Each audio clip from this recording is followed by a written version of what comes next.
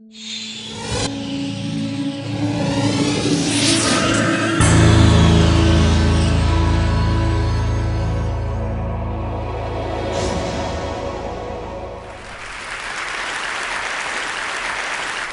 night before I was heading for Scotland, I was invited to host the final of China's Got Talent show in Shanghai with the 80,000 live audience in the stadium.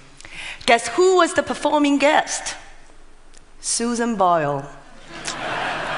And I told her, I'm going to Scotland the next day.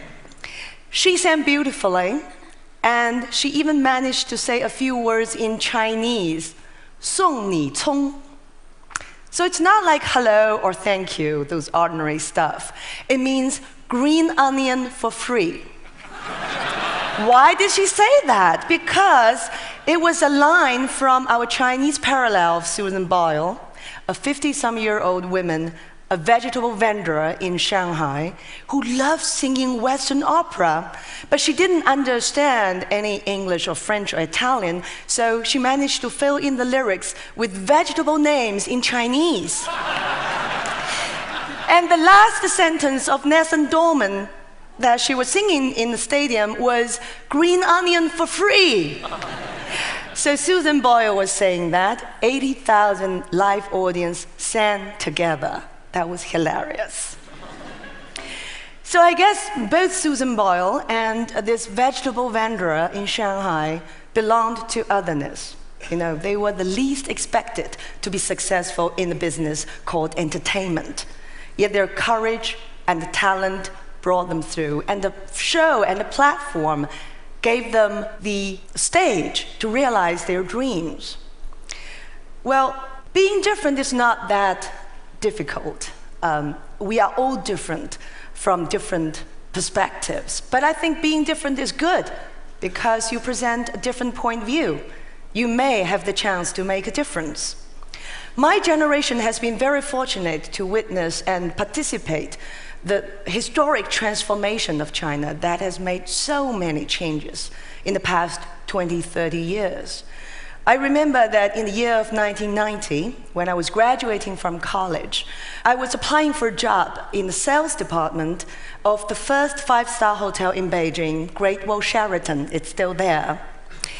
So after being interrogated by this Japanese manager for a half an hour, he finally said, "So, Miss Yang, do you have any question to ask me?" I summoned my courage and paused and said, "Yes, but could you let me know what actually do you sell?" I didn't have a clue what sales department was about in a five-star hotel. That was the first day I set my foot into a five-star hotel.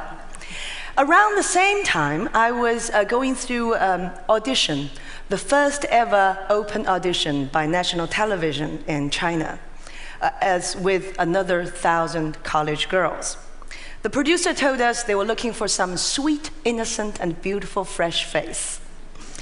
So when it was my turn, I stood up and said, why women personalities on television always have to be beautiful, sweet, innocent, and, supportive? Why can't they have their own ideas, their own voice? I thought I, offended them, but actually they were impressed by my words. And so I was in the second round of competition, and then the third and the fourth. After 7 rounds of competition, I was the last one to survive it. So I was on national television primetime show, and believe it or not, that was the first show on Chinese television that allowed its hosts to speak out of their own minds without reading an approved script.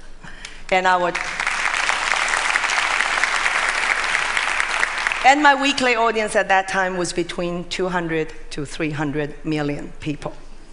Well, after a few years, I decided to go to the US at Columbia University to pursue my postgraduate studies, and then started my own media company, which was unthought of, during the years that I started my career. So we do a lot of things. I've interviewed more than 1,000 people in the past, and sometimes I have young people approaching me, say, Lan, you changed my life. I feel proud of that. But then we're also so fortunate to witness the transformation of the whole country. I was in the Beijing's bidding for Olympic Games. I was representing Shanghai Expo. I saw China embracing the world and vice versa. But then sometimes I'm thinking, what are today's young generation up to? How are they different, and what the differences they are going to make to shape the future of China, or at large, the world? So today I want to talk about young people through the platform of social media. First of all, who are they? How do they look like? Well, this is a girl called Guo Meimei, 20 years old, beautiful. She showed off her expensive bags, clothes, and car on her microblog, which is the Chinese version of Twitter. And she claimed to be the general manager of Red Cross at the Chamber of Commerce. She didn't realize that she stepped on a sensitive nerve and aroused national questioning, almost a turmoil, against the credibility of Red Cross. The controversy was so heated that the Red Cross had to open a press conference to clarify it, and the investigation is going on. So far, as to today, we know that she herself made up that title, probably because she feels proud to be associated with charity. All those expensive items were given to her as gifts by her boyfriend, who used to be a board member in a subdivision of Red Cross at Chamber of Commerce. It's very complicated to explain. But anyway, the public still don't buy it. It is still boiling. It shows us a general mistrust of government or government-backed institutions which lack transparency in the past. And also it showed us the power and the impact of social media as microblog. Microblog boomed in the year of 2010, with visitors doubled and time spent on it tripled. Sina.com, a major news portal alone, has more than 140 million microbloggers. On Quinton, 200 million.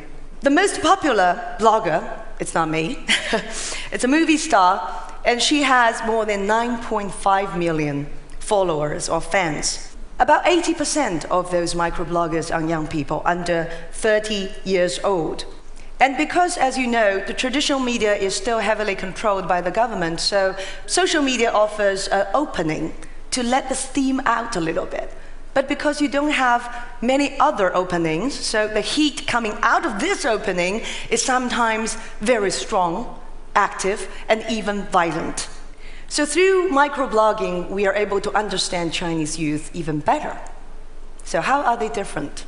First of all, most of them were born in the 80s and 90s under the one-child policy. And because of selected abortion by families who favored boys to girls, now we are ended up with 30 million more young men than women. That could pose a potential danger to the society, but who knows, we're in a globalized world, so they can look for girlfriends from other countries. Most of them have fairly good education. The illiteracy rate in China among this generation is under 1%. In the cities, 80% of kids go to college.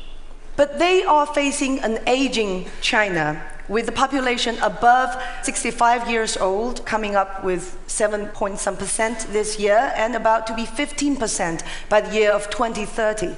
And you know we have the tradition that younger generations support the elders financially and taking care of them when they're sick. So it means young couples will have to support 4 parents who have the life expectancy as to 73 years old.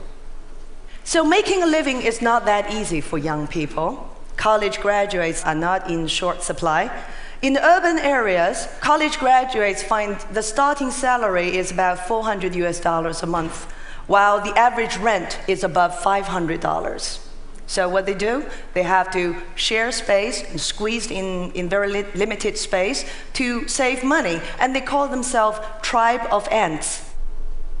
And for those who are ready to get married and buy their apartment, they figured out they have to work for 30 to 40 years to afford their first apartment.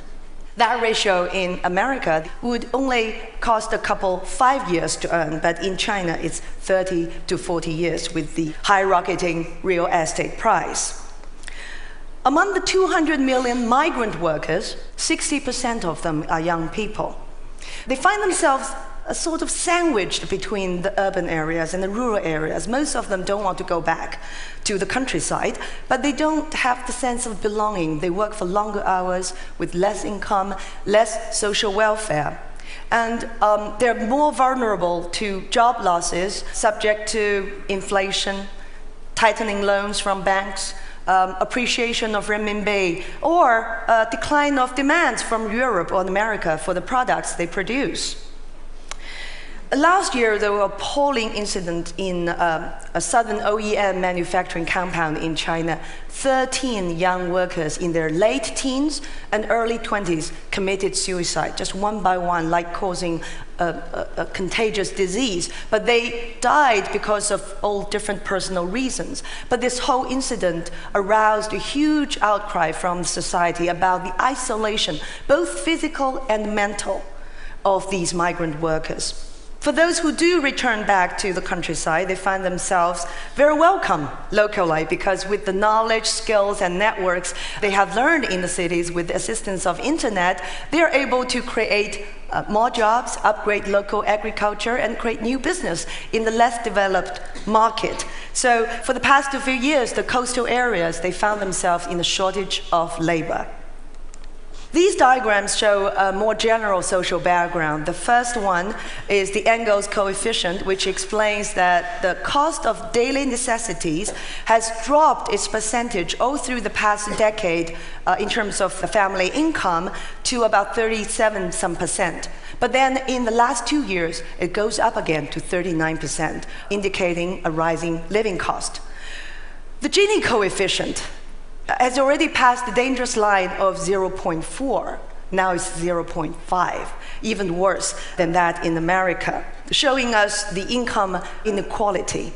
And so you see this whole society getting frustrated about losing some of its mobility, and also the bitterness and even resentment towards the rich and the powerful is quite widespread. So any accusations of corruptions or backdoor dealings between authority or business would arouse a social outcry or even unrest. So through some of the hottest topics on microblogging, we can see what young people care most about. Social justice and government accountability runs the first in what they demand.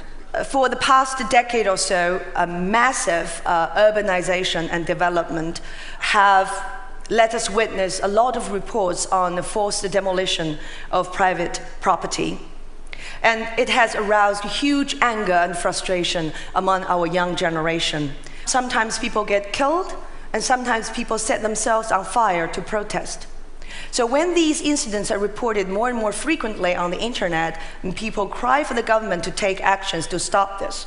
So the good news is that earlier this year, the State Council passed a new regulation on house requisition and demolition, and passed the right to order forced demolition from local governments to the court. Similarly, many other issues concerning public safety is a hot topic on the internet.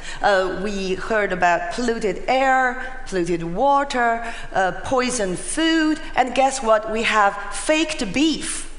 They have sorts of ingredients that you brush on piece of chicken or fish, and it turned to look like beef. And then lately, people are very concerned about cooking oil because thousands of people have been found recruiting cooking oil from restaurant slop.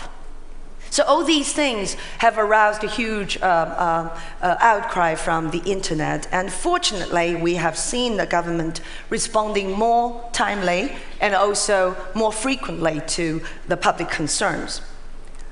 Well, young people seem to be very sure about their participation into public policy making, but sometimes they are a little bit lost in terms of what they want for their personal life.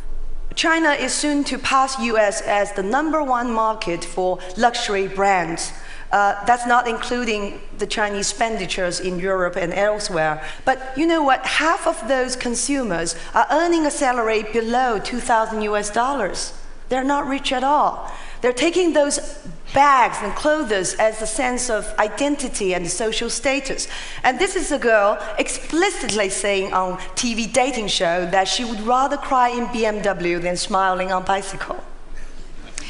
But of course, we do have young people who would still prefer to smile, whether in BMW or bicycle. So the next picture, you see a very popular phenomenon called naked wedding or naked marriage. It does not mean they will wear nothing in wedding, but it shows that these young couples are ready to get married without house, without car, without diamond ring, and without a wedding banquet to show their commitment to true love.